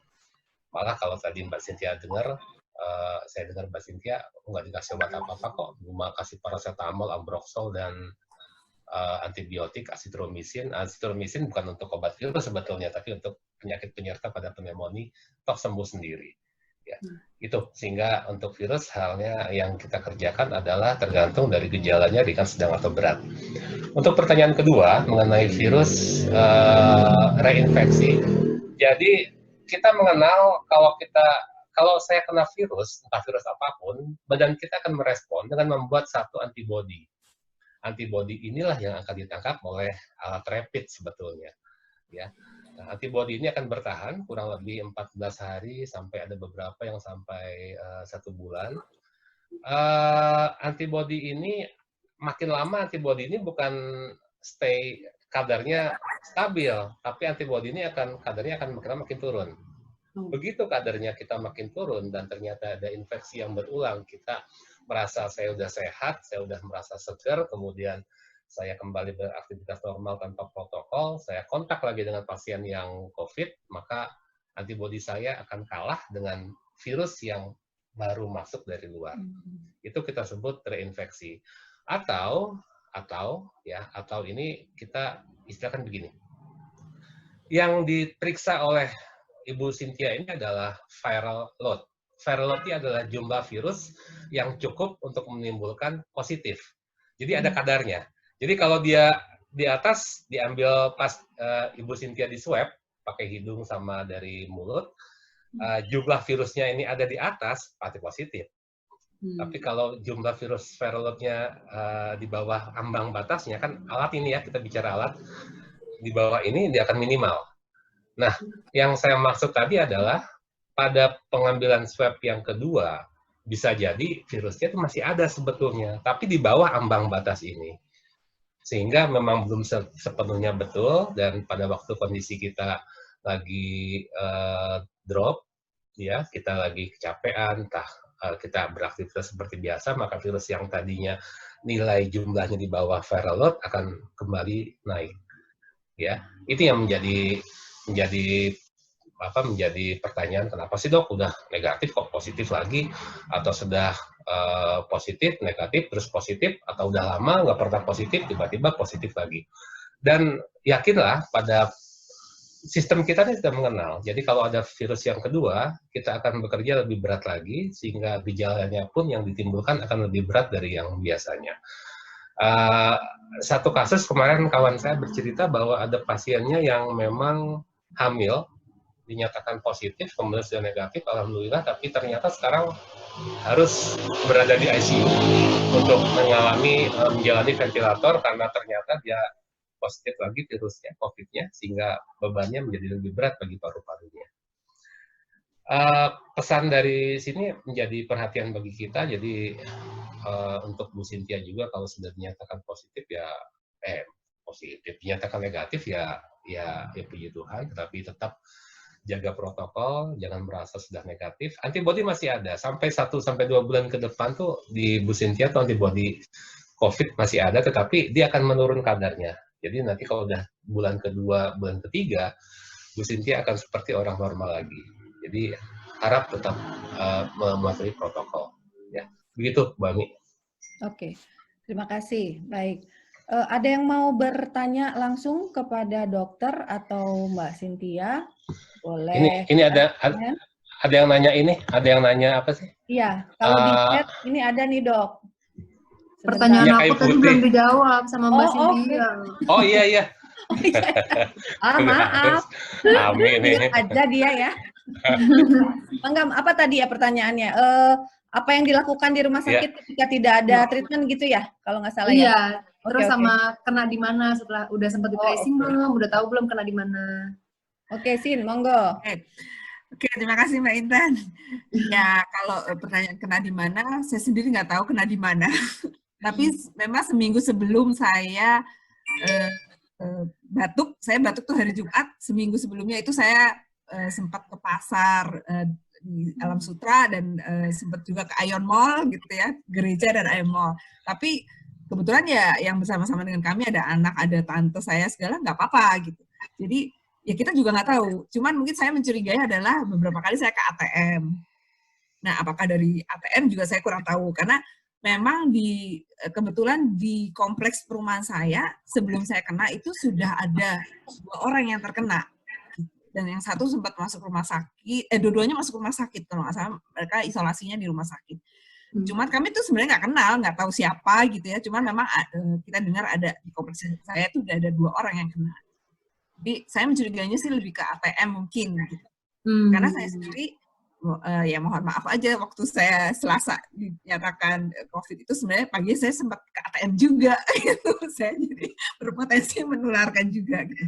Dan kebetulan ya saya juga nggak seperti tadi dokter bilang ya mungkin pada saat itu tracing belum menjadi sesuatu yang ini banget gitu. Jadi pada saat itu saya juga nggak ada tracing. Maksudnya setelah saya terkena dan sebenarnya saya isolasi, ya paling saya di keluarga aja yang benar-benar mereka juga nggak boleh berhubungan dengan siapa-siapa, hanya di rumah. Ya puji Tuhannya karena tetangga dan teman-teman saya cukup baik, jadi mereka nggak takut gitu ya, mereka tetap support ke keluarga saya, mereka kasih makanan dan sebagainya gitu ya, support karena anak-anak dan tante saya itu kan nggak bisa keluar rumah gitu. Nah, kalau di sana sendiri, memang awal masuk saya dan suami itu saya terus terang bingung gitu waktu awal masuk di sana karena kita tuh nggak ada informasi apa-apa, ya udah pokoknya ditaruh di kamar gitu terus kita didiemin gitu, nggak ada informasi kita harus ngapain gitu ya. Jadi nggak dikasih obat apa-apa, obatnya apa? Jadi waktu itu memang nggak dapat apa-apa. Pertama tuh nggak dikasih apa, cuman kita ditanya punya obat apa. Kalau paracetamol memang kita punya gitu ya, karena kan suami panas terus kita bawa. Terus ada obat, kebetulan kita dapat antibiotik sebenarnya dari dokter di Puri Indah. Ya udah Bu, itu terusin aja gitu. Ya udah kita minta yang sudah ada gitu. Terus kalau kayak tadinya saya minta buat obat mah karena mah saya nggak enak terus. Maaf Bu, di sini belum ada obat mahnya. Ada obat paracetamol karena 2 hari mereka belum siap ya Wisma Atlet. Jadi benar-benar terus kita tuh ya itu diem di ruangan yang kita nggak dapat informasi apa-apa, yang dikunjunginya juga jarang gitu kan. Ya udahlah kita pokoknya harus istirahat di situ. Ya kebetulan kita, untungnya saya sih berdua gitu ya dengan suami gitu. Jadi mau nggak mau kita ada menguatkan. Kalau enggak sih ada yang sekamar sendiri, ada yang kalau orang lain juga ini biasanya ada yang boleh berdua juga. Gitu. Nah kemudian ya hiburan kita sih kebetulan ya dari teman-teman ya. Kalau saya sendiri karena nggak terlalu berat, hanya batuk, dan kebetulan saya ini orangnya nggak bisa diem gitu. Jadi waktu di sana saya stres utama adalah apa yang harus saya lakuin ya, saya nggak bisa ngapa-ngapain gitu. Juga nggak ada. Jadi yang ada saya fit call kanan kiri ke teman-teman. Karena cari hiburan juga, karena suami saya itu nggak bisa diajak ngomong. Sampai saya jengkel banget gitu sama suami saya, sempat marah gitu sama dia karena kan semua orang mengatakan harus semangat, harus positif thinking gitu kan. Iya, nggak ngerasain soalnya ngomong gitu. Mulai ngerasain sendiri. Gitu, ini kok kayaknya nggak semangat, maksudnya dia kayak pasrah gitu loh. Memang suami saya tuh sempat terpikirnya tuh kayaknya yang udah negatif gitu loh. Ya, karena pasti. Dia juga memang kayak dia bilang gitu, kayak kita tuh dilelepin di dalam air kolam renang katanya, nggak bisa napas banget gitu kan. Ya. Cynthia nggak ngerasain sesek. Ya saya tuh nggak kenapa-napa, maksudnya saya cuma batuk aja gitu kan. Nggak ngerasain sesek Mbak Cynthia? Sesek itu cuman kalau misalnya ini saya harus ngambil makanan di tempat ruang perawat, jalannya lumayan jauh. Nah mondar-mandir itu sambil bawa barang gitu. Lumayan agak cuma pengaruh obesitas mungkin, bukan karena COVID. berat napasnya. Jadi tuh yang saya rasakan adalah kayaknya kita tuh ada riak di dalam tapi nggak bisa keluar. Ya. Nah itu sampai hari ke seminggu itu dok, yang terus saya dikasih Ambrosol. Ambrosol itu memang ternyata ngeluarin dahak ya. Iya betul. Tapi sempat saya nggak protes waktu itu. Kok kemarin saya nggak berasa batuk-batuk terus gitu. Kok sekarang nih sejak minum Ambrosol kok jadi kayaknya batuk terus. Nggak enak banget gitu kan, karena Terus, akhirnya ya. keluar terus gitu, sampai Iya, iya. sempat saya protes gitu sama dokter. Emang Bu harus Oke. dikeluarkan. Thank you Yasin. Kayaknya kalau ngobrol sama saya emang butuh ini lebih lama ya. Kita pengen ngorek apa yang dia lakukan di sana dan apa saja yang membuat dia kemudian bisa menyemangati suaminya untuk tetap ini ya, punya positive thinking gitu ya. Oke, tapi ini ada pertanyaan nih dok. Pertanyaan pertama itu dari Mbak Dini atau Ibu Mbak Dini ya. Apakah minuman rempah seperti jahe, serai, jinten, dan segalanya itu bisa meningkatkan daya tahan tubuh? Kemudian ada lagi, sekarang itu banyak dari Pak ini Bapak atau Ibu, mohon maaf ya kalau salah, Ainun Roshid, Bapak mungkin ya. Bapak. Masyarakat banyak beli kalung eukaliptus, betul nggak? Itu sebagai pencegah COVID gitu katanya dok. Dijawab dulu dua ya dok. Oke, baik. Yang tadi dibilang sebagai rempah, saya setuju. Ya, pada prinsipnya bukan pada waktu kita sakit, tapi pada waktu sehat juga dia akan memulihkan kekebalan daya tahan tubuh. Ya, kita tahu kalau virus ini kan sesuai dengan tadi yang Intan bilang juga, apakah kalau kita sedang kena virus kita harus istirahat dan kita makan yang banyak dan meminum multivitamin atau apapun, whatever suplemen, saya setuju. Ya, tetapi jangan dianggap bahwa suplemen tadi menjadi penyembuh. Ya, kita ini virus adalah sesuatu hal yang berhubungan dengan kondisi badan kita dan situasi kondisi stamina kita. Jadi jangan punya anggapan bahwa rempah ini nanti sebagai obat virus, bukan. Tetapi rempah ini kita makan, ya, suplemen itu kita makan, sehingga kita membiarkan badan kita yang bekerja untuk melawan virus. Tadi Bu Cynthia udah bilang, nggak dikasih obat apa-apa dia sembuh. Betul, saya setuju sekali. Tapi tadi saya dengar Bu Cynthia minum madu ya, Bu Cynthia ya? Ada madu, ya, itu setuju. Salah satu obat herbal atau rempah atau suplemen yang dipakai untuk melawan virus, tapi bukan artinya antara virus dengan obat ini, tapi obat ini dipakai untuk memulihkan kondisi sehingga yang bekerja tetap badan kita sendiri untuk melawan virus. Karena kita tahu virus adalah self-limiting disease sebetulnya. Jadi kita tidur minum vitamin C, kalau zaman dulu dibuatin sop sama ibu juga hilang sendiri kalau kita batuk pilek. Iya, tapi ini agak beda dikit lah virusnya. Kemudian pertanyaan kedua, saya juga bingung ini Bu Ami, kalung eukaliptus itu kan minyak kayu putih kalau setahu saya. Nah, kok dijadiin kalung gitu? Jadi saya sih ya dari kami pihak kesehatan dan yang setiap hari kami menangani COVID, saya sedikit berpikir bahwa semua obat ini ya silakan kita berinovasi dari pihak manapun.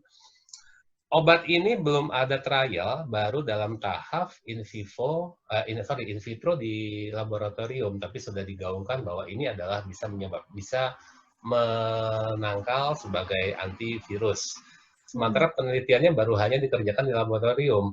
Kalau kita mengenal uji coba obat itu, saya punya obat baru, saya akan uji di laboratorium, kemudian setelah laboratorium saya akan uji pada hewan, setelah hewan saya akan uji coba pada manusia, baru boleh tayang misalnya. Ini baru dalam tahap penelitian, sudah di-expose bahwa ini untuk virus. Ya, artinya ya mungkin, tetapi masih terlalu dini untuk mengklaim bahwa ini adalah obat virus dari eukaliptus. Yang kedua, kok ditaruhnya di kalung gitu loh, itu aja. Saya pikir kalau memang tadi kan saya cerita tentang kontak erat pada COVID, kenapa nggak dibalurin aja ke semua badan gitu kan? Lebih jelas kan? Lebih efektif. Nggak, tapi itu ilustrasi sehingga begitu ini keluar saya juga bilang ya tolonglah sementara jangan dipercaya dulu ya sebelum ada bukti ilmiahnya. Oke, siap. Terima kasih. Ini ada pertanyaan dari Mas Mukhtar.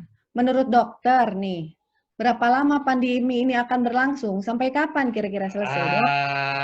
Saya bulan April kemarin juga pada alumni yang dengan SMA 5 dengan Pak Wakil Wali Kota Bandung juga kita sama-sama Zoom sharing. Ya prediksi saya sih sekitar bulan Desember. Desember itu baru benar-benar kita bisa normal sebetulnya. Waktu saya ngomong Desember diketawain, ya, tapi sekarang baru mulai second wave-nya.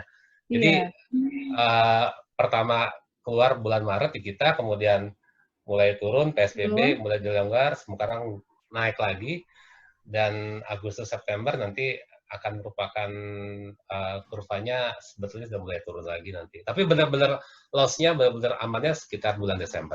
Ya. Tapi ada yang bilang Ya. lagi 1-2 tahun ke depan, Dok, untuk kita bisa hidup normal. Karena kan new normal kan. Terus vaksin ya, sendiri gimana betul. tuh, Dok?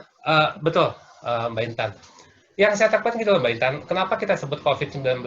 COVID-19 ini kan artinya kita ketemu COVID, coronavirus disease pada tahun 2019. Virus ini pintar. Dia pintar bermutasi.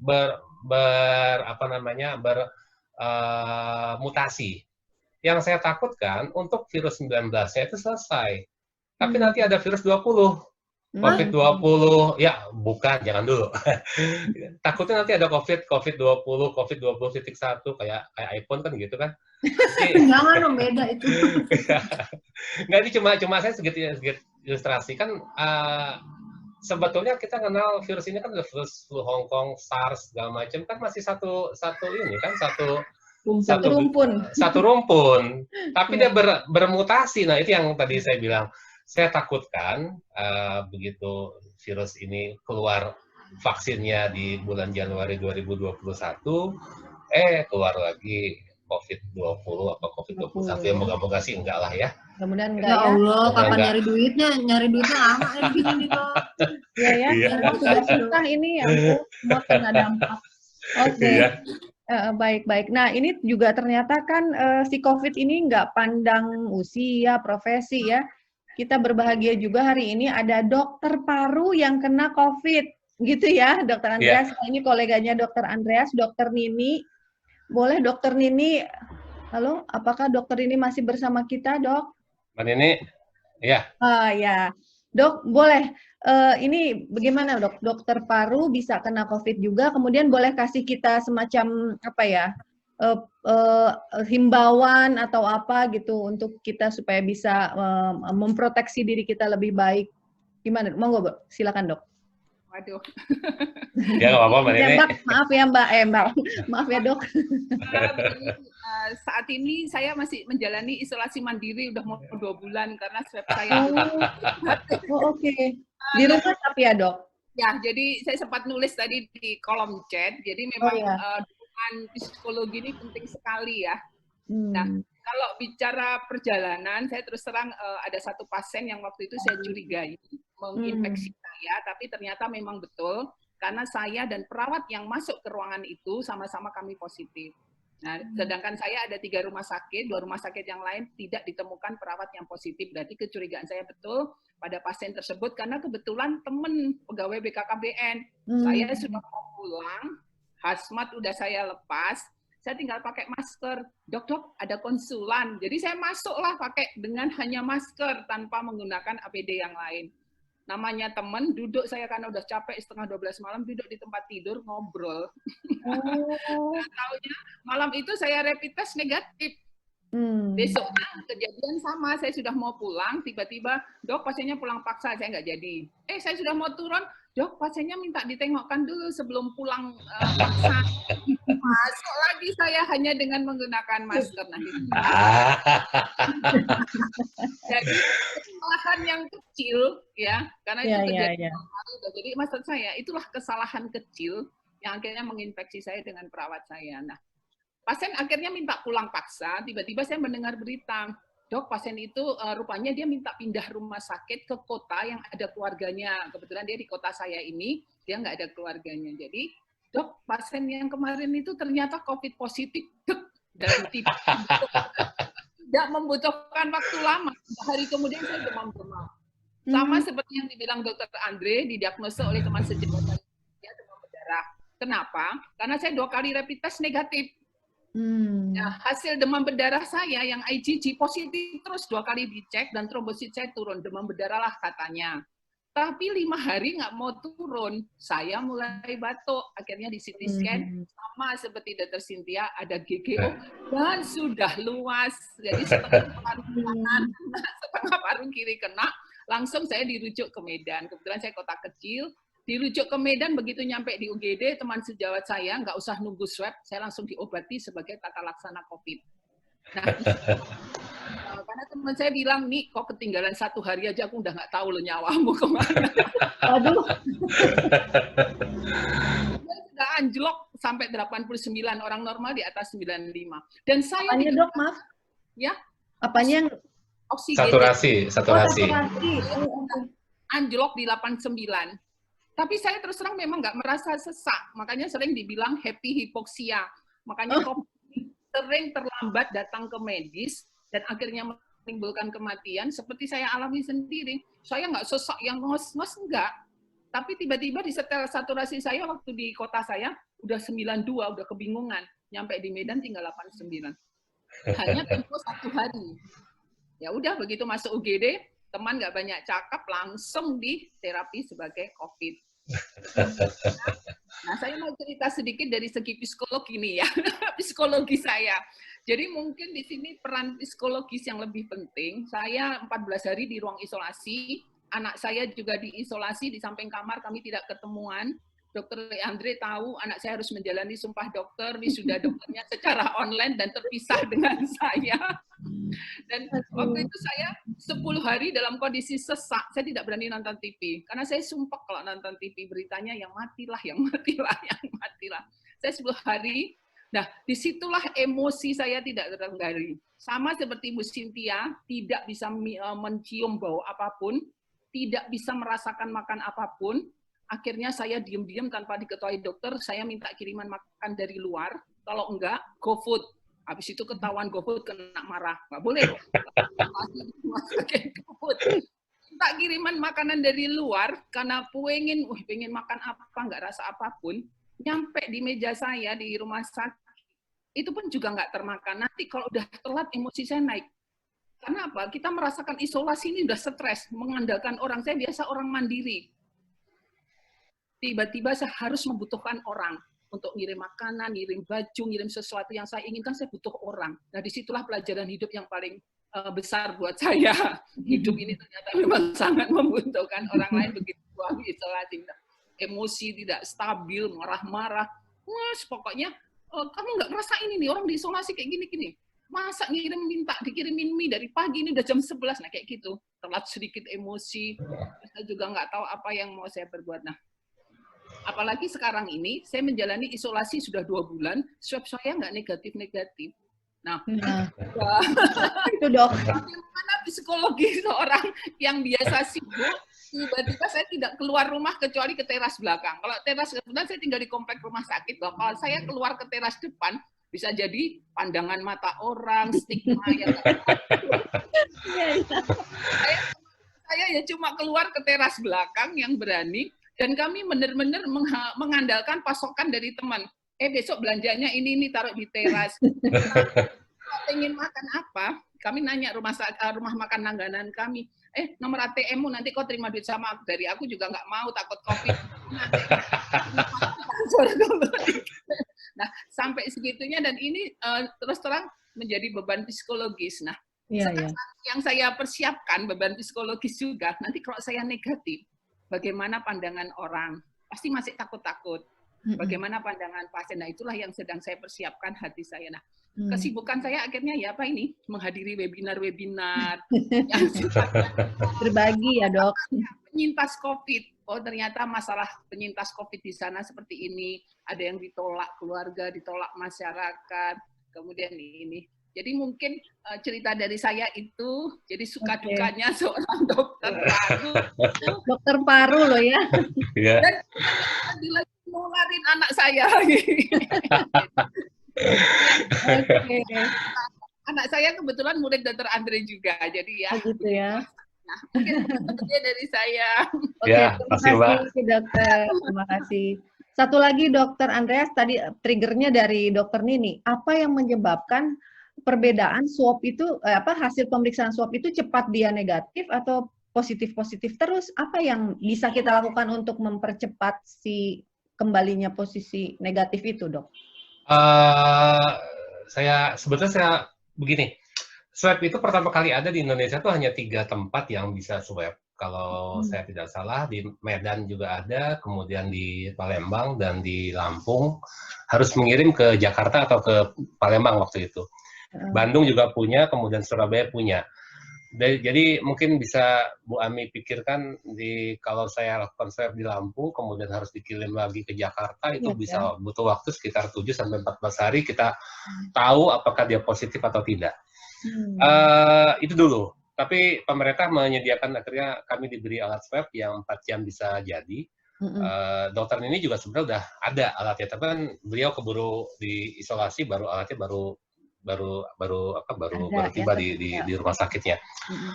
Kembali, swab ini yang diambil adalah apusan dari mukosa hidung dan mukosa tenggorokan, sehingga memang murni adalah virus tersebut. Ya, pada virus yang kenapa bisa positif kemudian sampai berbulan-bulan itu banyak faktor. Ya, banyak faktor.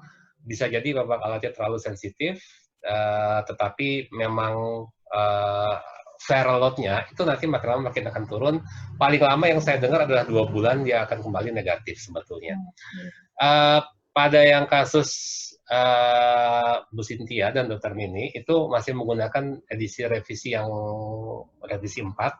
Tapi yang sekarang, yang saya masih belum sepenuhnya paham, pemerintah sekarang menyatakan kalau sudah 10 hari dirawat dan pasien akan dipulangkan, itu 10 hari dalam kondisi mau positif mau negatif akan dipulangkan. Nah, itu revisi yang baru. Jadi kalau ada kasus nanti Bu Cynthia pakai yang revisi 5, begitu dia 10 hari atau maksimal 13 hari, kita tidak memandang lagi hasil swab-nya negatif atau positif, dia akan diizinkan untuk pulang dan akan isolasi mandiri selama 14 hari. Jadi memang dianggap akan kembali normal dan diyakini juga dari WHO pada guideline yang terbaru, mereka mengatakan bahwa pada kasus yang OTG atau orang tanpa gejala ini tidak akan bisa menularkan secara cepat seperti yang kasus yang confirm yang sebelumnya, menurut mereka. Meskipun saya sekarang sedang merawat pasien, saya juga nggak mau. Saya masih menunggu sampai swab-nya negatif, baru saya izinkan pulang. Karena terus terang dengan protokol yang terbaru ini, saya masih belum merasa nyaman. Saya masih merasa takut seperti yang dokter ini tadi sampaikan. Saya masih 2 bulan masih positif, ya udahlah dirumahkan aja lah. Lebih baik di rumah aman untuk orang luar dan untuk beliau sendiri. Ya, jadi begitu, Bu Tani. Ya, nuhun dok. Berarti kalau isolasi di rumah itu tipsnya adalah kita sendiri di kamar, kemudian semua alat makan segala macam terpisah gitu ya dok ya. Sedikit kontak dengan anggota keluarga. Iya. Gitu ya? Oke. Ya sebaiknya sih satu rumah 1 orang aja yang yang positif gitu. Jadi dipindahin semua ya. Iya.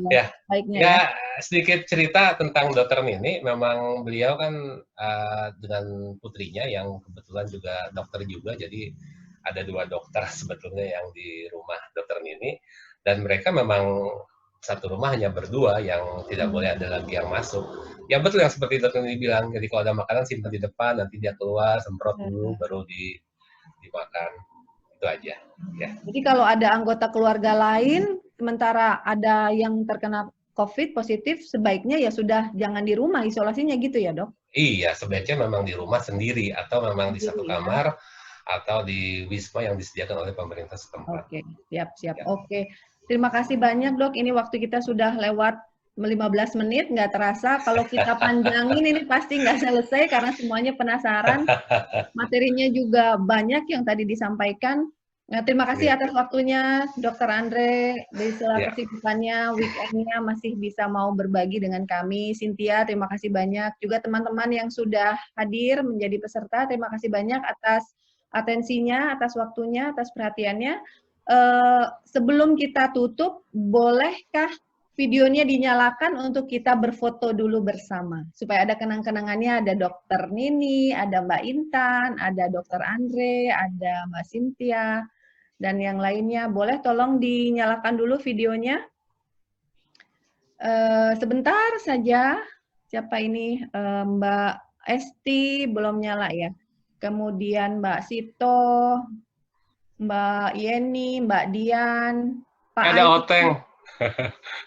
Oteng. Siapa? Oteng. Ada Oteng kawan saya. Oh iya.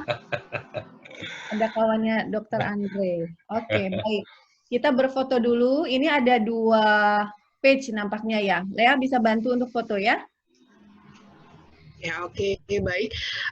Boleh diambil pose senyumnya dulu?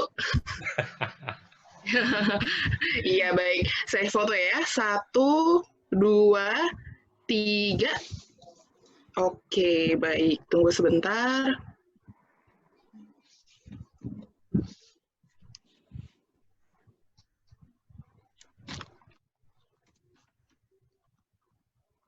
Baik, kita masuk ke page yang kedua.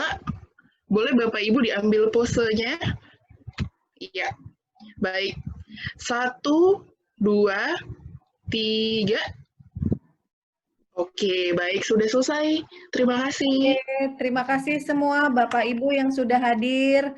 Tadi kalau nggak salah ada teman saya juga yang anaknya sedang dirawat ya. Masih ada nggak ya, Bu Eten? Oh, Eten tadi. Eten, Nah, Eten. Saya nggak lihat. Beliau juga anaknya juga sedang dirawat ya. Mungkin sudah quit. Oke, baik Bapak Ibu, teman-teman semua, terima kasih banyak. Nggak bisa saya sebut satu-satu. Ada Esti dari Bandung, ada Siska, Gesi, ada Ina, ada siapa lagi ini ya, dan semua yang tidak saya kenal, terima kasih banyak. Ditunggu informasi tentang kegiatan dan webinar yang lain yang saya janjikan tidak kalah seru dan menariknya dengan yang sekarang. Oke, terima kasih semua. Sampai ketemu lagi. Selamat siang. Assalamualaikum warahmatullahi wabarakatuh. Terima kasih, Dokter Montina. Ya, sami-sami ya. Terima kasih. Mbak Ami, makasih Mbak Cynthia, Dokter Andreas. Ya, sama-sama. Terima kasih semua. Terima kasih Mbak Utami, terima kasih dokter, terima kasih besok-besok Mbak ya. Ya, siap, Terima kasih semuanya, salam sehat, salam semangat. Ya, betul. Sehat semua.